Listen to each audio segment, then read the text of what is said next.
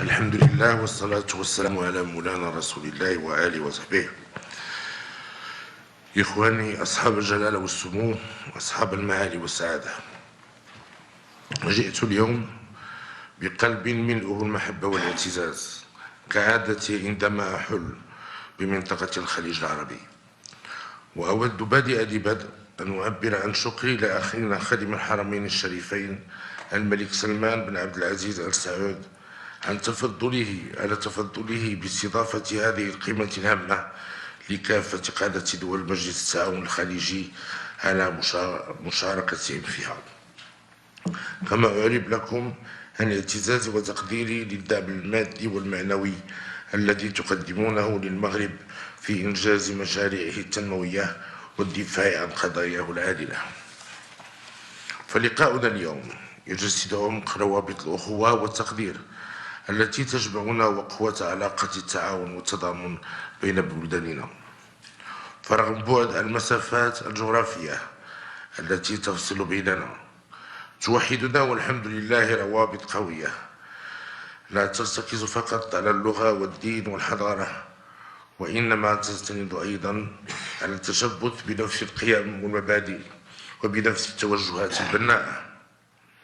كما نتقاسم نفس التحديات ونواجه نفس التهديدات خاصة في المجال الأمني. ولكن لماذا هذه القمة الأولى من نوعها؟ ولماذا اليوم؟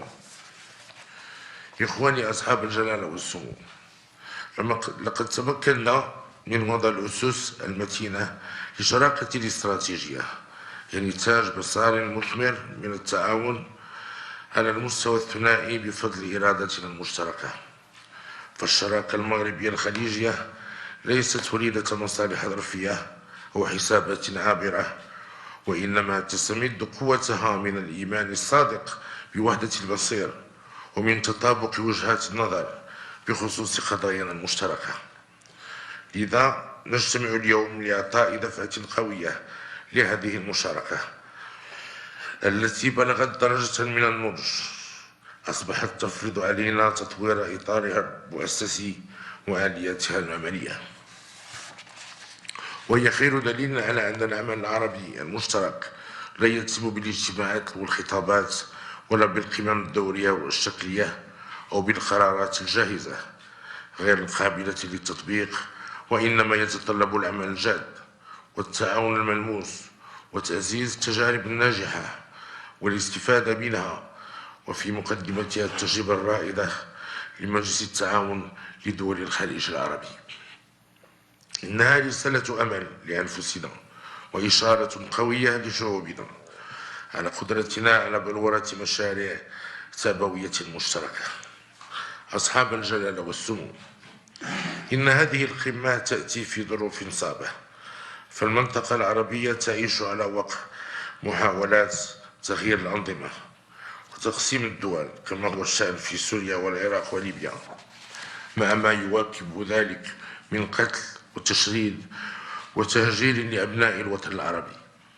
فبعدما تم تقديمه كربيع عربي خلف خرابا ودمارا ومآسي إنسانية، ها نحن اليوم نعيش خريفا كارثي يستهدف وضع اليد على خيرات باقي البلدان العربية ومحاولة ضرب التجارب الناجحة لدول أخرى كالمغرب من خلال البرس بنموذجه الوطني المتميز.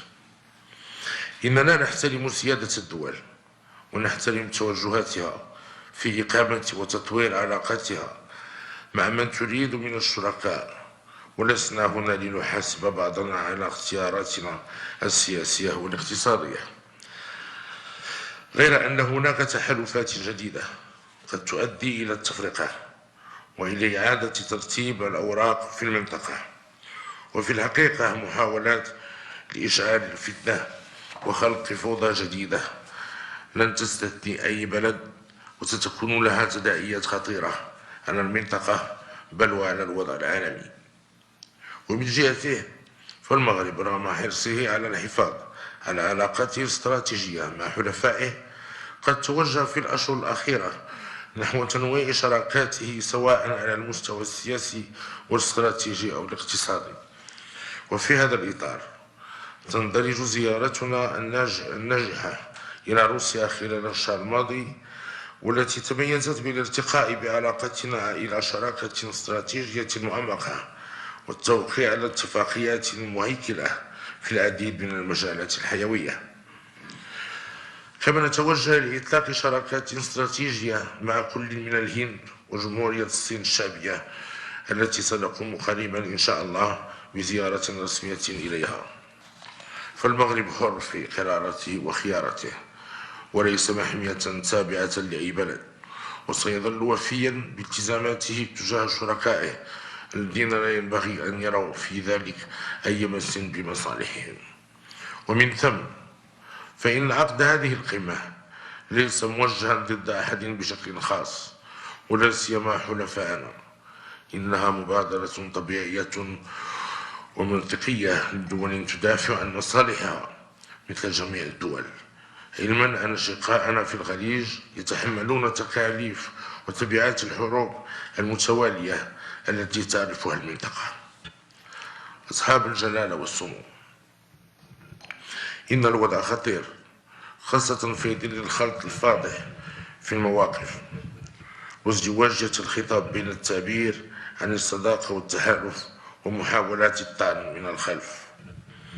فماذا يريدون منا؟ إننا أمام مؤامرات تستهدف المس بأمننا الجماعي، فالأمر واضح ولا يحتاج إلى تحليل. إنهم يريدون المس بما تبقى من بلداننا التي استطاعت الحفاظ على أمنها واستقرارها وعلى استمرار أنظمتها السياسية، وأقصد هنا دول الخليج العربي والمغرب والأردن، التي تشكل واحة أمن وسلام لمواطنيها وعنصر استقرار في محيطها. إننا نواجه نفس الأخطار ونفس التهديدات على اختلاف مصادرها ومظاهرها، فالدفاع عن أمننا ليس فقط واجبا مشترك، بل هو واحد لا يتجزأ. فالمغرب يعتبر دائما أمن واستقرار دول الخليج العربي من أمن المغرب.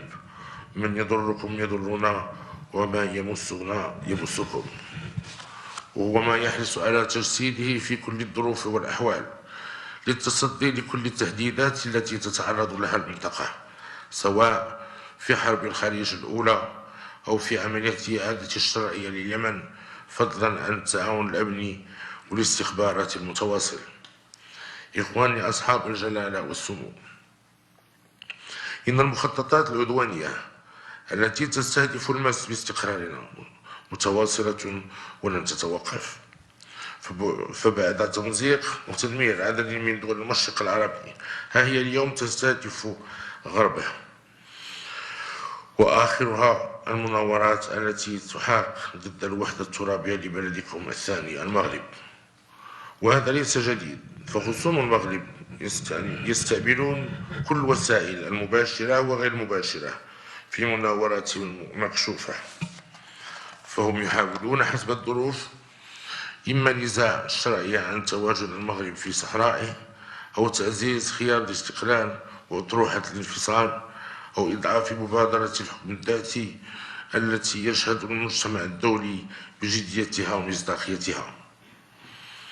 ومع التمادي في المؤامرات، أصبح شهر أبريل الذي يصادف اجتماعات مجلس الأمن حول قضية الصحراء فزاعة ترفع أمام المغرب، وأداة لمحاولة الضغط عليه أحيانا ولابتزازه أحيانا أخرى. أصحاب الجلالة والسمو، لا يفوتنا هنا أن نعبر لكم عن اعتزازنا وتقديرنا لوقوفكم الدائم إلى جانب بلادنا في الدفاع عن وحدتها الترابية. فالصحراء المغربية كانت دائما قضية دول الخليج أيضا، وهذا ليس غريب عنكم.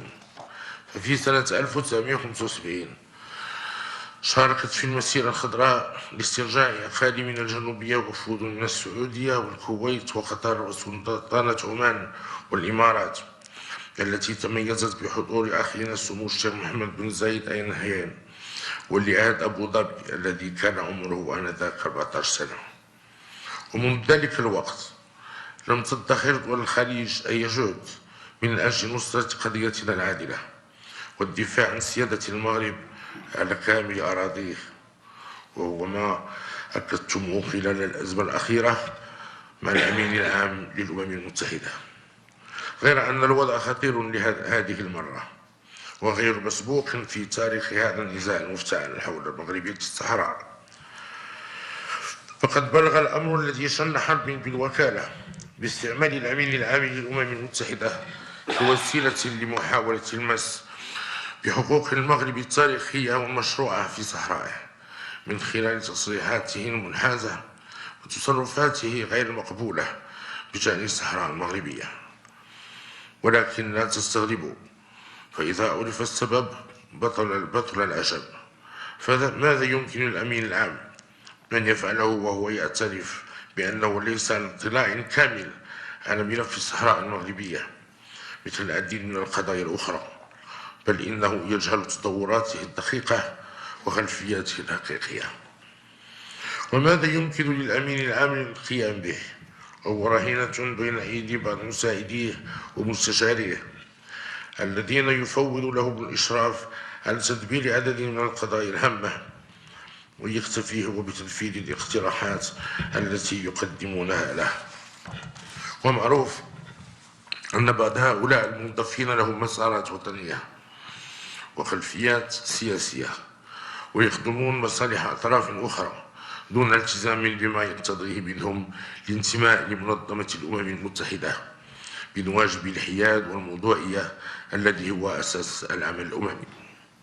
فالأمين العام رغم تقديرنا الشخصي له ما هو إلا بشر لا يمكنه الإلمام بكل القضايا المطروحة على الأمم المتحدة وإيجاد الحلول لكل الأزمات والخلافات عبر العالم.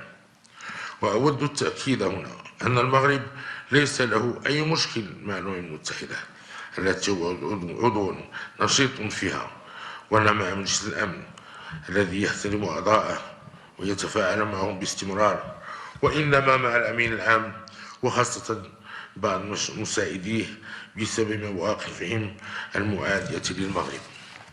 والمغرب كان دائما التنسيق بخصوص هذا النزاع المفتعل حول وحدتنا الترابية مع أصدقائه التقليديين كالولايات المتحدة الأمريكية وفرنسا وإسبانيا، ومع أشقائه العرب خاصة دول الخليج والأفارقة كالسنغال وغينيا وكوت ديفوار والغابون. غير أن المشكل يبقى مطروحا مع المسؤولين بالإدارات التي تتغير بشكل مستمر في بعض هذه الدول، ومع كل تغيير يجب بذل الكثير من الجهود لتعريفهم بكل أبعاد ملف الصحراء المغربية وبخلفياته الحقيقية، وتذكيرهم بأن هذا النزاع الذي دام أزيد من 40 سنة خلف العديد من الضحايا وتكاليف مادية كبيرة، وبأن قضية الصحراء هي قضية كل المغاربة وليس قضية القصر الملكي لوحده. أصحاب الجلالة والسمو، لقد حان وقت الصدق والحقيقة. إن العالم العربي يمر بفترة عصيبة، فما تعيشه بعض الدول ليس استثناء، وإنما يدخل ضمن مخططات مبرمجة تستهدفنا جميعا. فالإرهاب لا يسيء فقط لسمعة الإسلام والمسلمين، وإنما يتخذه البعض ذريعة لتقسيم دولنا وإشعال الفتن فيها، وهو ما يقتضي فتح نقاش صريح وعميق بين المذاهب الفقهية قصد تصحيح المغالطات وإبراز الصورة الحقيقية للإسلام والرجوع للعمل بقيمنا السمحة. إن الأمر لا يتعلق بقضية في دولة معينة، وإنما بحاجتنا إلى وعي جماعي بهذه التحديات وبإرادة حقيقية لتجديد عقدنا الاستراتيجي مع شركائنا بناء على محددات واضحة المعالم تضبط علاقاتنا خلال العشريات المقبلة. إننا نعيش مرحلة فاصلة بين ماذا نريد وكيف يريد الآخرون أن نكون. إننا اليوم أكثر حاجة لوحدة ووضوح المواقف بين كل الدول العربية، فإما أن نكون جميعا كالجسد الواحد والبنيان المرصوص يشد بعضه بعض، أو أن نكون كما لا نريد. وفقنا الله لما فيه خير شعوبنا وأمتنا. والسلام عليكم ورحمة الله تعالى وبركاته.